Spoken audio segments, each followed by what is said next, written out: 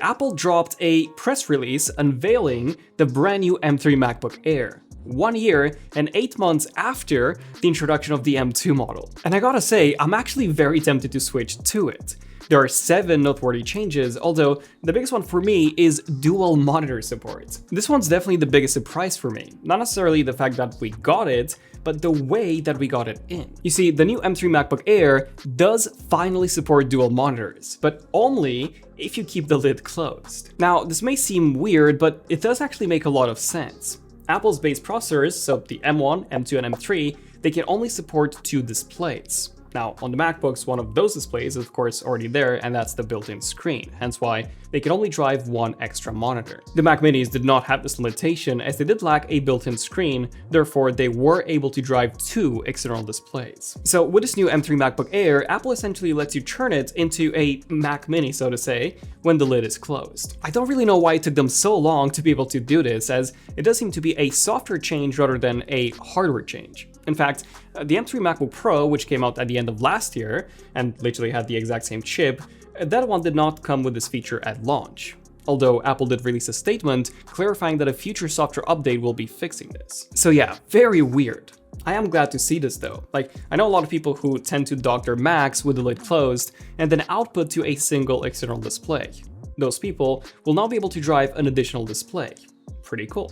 Still, I strongly believe that Apple needs to fix this limitation with the M4 chip, as Windows laptops at basically any price point can easily drive multiple external displays without any hardware limitations whatsoever. Now, the second change that Apple made with the M3 MacBook Air is that they gave the midnight color the same anti-fingerprint coating that they gave the black MacBook Pros. I was actually a big fan of both colors, even more so when it came to the black, as the Midnight M2 Air was literally a fingerprint and smudge magnet. Apple did a surprisingly good job of reducing these with the black version of the MacBook Pro, so I'm extremely happy to see this come to the Midnight MacBook Air as well. I'm a bit sad that they haven't launched a black version of the MacBook Air too, but hey, I do get it, they want to keep that for the MacBook Pros instead. Now, you may have noticed that Apple has already started dropping a number of new products this week. And to celebrate Apple's March releases, we're introducing our Apple Array Wallpapers pack by our designer, Anae. This was inspired by Marquez's Icons wallpaper, which I was a big fan of,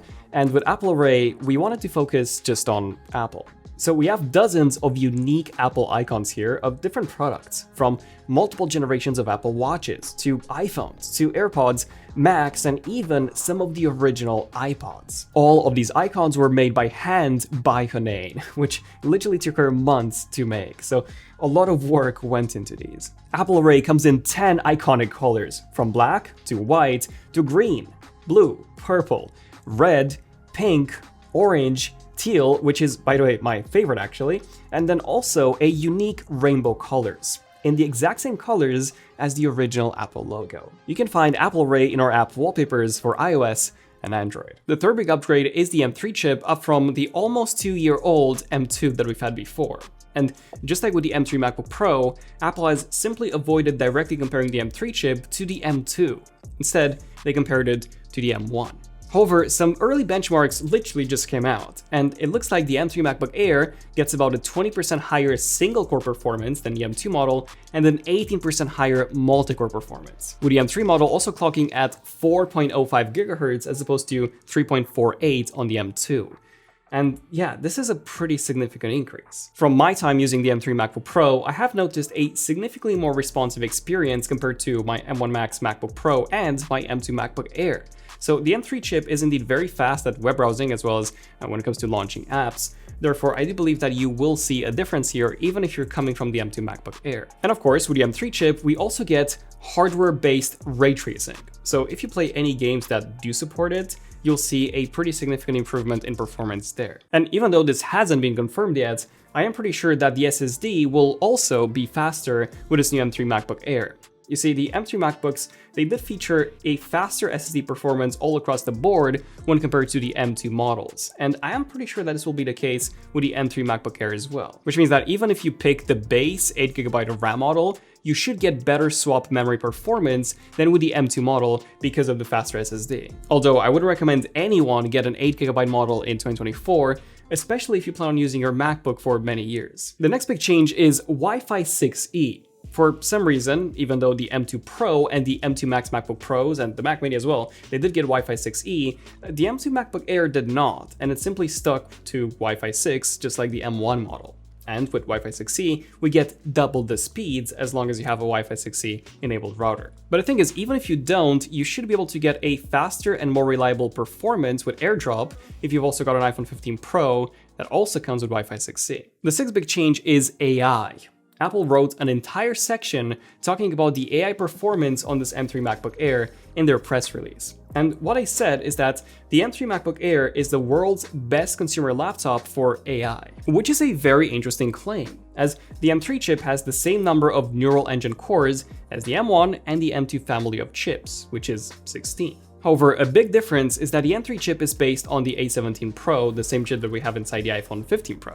The M2 is based on the A15 inside the iPhone 13, whereas the M1 is based on Apple's A14 chip inside the iPhone 12. So the M3 chip's neural engine is far newer, and based on what Apple's saying, it is way more optimized for specific AI tasks. Tasks like running local LLMs and the Fusion models, as well as taking full use of the AI capabilities of apps like Microsoft Office, Canva, Adobe Firefly, and more. And from my use of the M3 MacBook Pro compared to my M1 Max MacBook Pro, I have actually noticed a decent improvement in upscaling speeds using Gigapixel AI, as well as working in Adobe Illustrator with Firefly.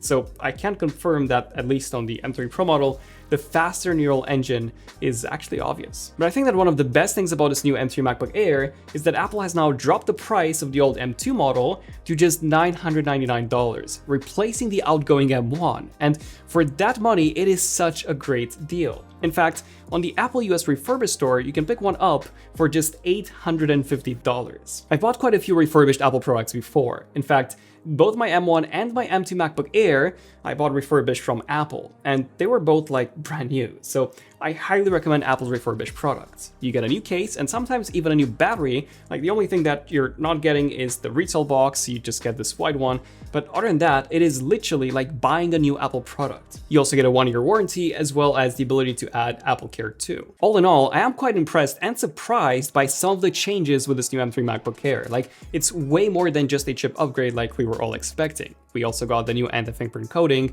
which is a great addition, Wi-Fi 6E, which is amazing to have for future proofing, and the dual display support, which is a really nice surprise, even if it is more limiting. And like I said, part of me truly wants to switch to it. My M1 Max MacBook Pro lasts for about 3 hours when I'm traveling, so it's not great, and I much prefer the size of the Air, reason why I usually travel with the M2 MacBook Air. But the performance of that is not great, and I also have the base model, 8 gigs of RAM, so I'm not fully happy with that. But at the same time, I do really like the mini LED display of my MacBook Pro and the true multi-monitor support, which I do need at the office. So yeah, I probably won't be switching anytime soon. And I should also mention that I'm a bit surprised by the fact that the battery life has remained the same at 18 hours, especially since the M3 chip is more power efficient and the battery size has remained the same. So unless this is a typo on Apple's website, it could be because Apple has clocked the M3 chip higher, or simply because Apple is just more conservative when it comes to their battery claims. And in fact, we do get some actual battery improvements. We will of course be testing all of this in our upcoming video, where we'll be putting the M3 MacBook Air head-to-head in a detailed comparison against the M3 MacBook Pro, so do stay tuned for that. I'm Daniel, this is ZONEofTECH, and I'll see you guys in the next one. ZONEofTECH signing out. Cheers.